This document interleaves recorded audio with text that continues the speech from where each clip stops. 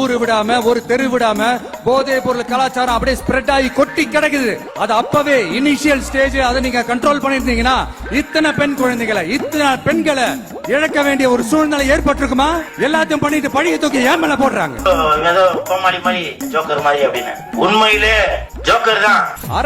அரசியல் புரிதல் இல்லாம மக்கள் நமக்கு ஓட்டு போட்டுட்டாங்களாம். இந்த கவர்ச்சியில மயங்கி மக்கள் நமக்கு ஓட்டு போட்டுட்டாங்களா? நான் என்ன எனக்கு தெரியும், தீந்து போன சக்தியோட நீங்க கூட்டு சேர்ந்துகிட்டு ஆட்சி அமைக்கணும்னு நினைச்சீங்களோ அப்பவே இந்த திமுக இப்ப நான் என்ன உனக்கு சொல்றது,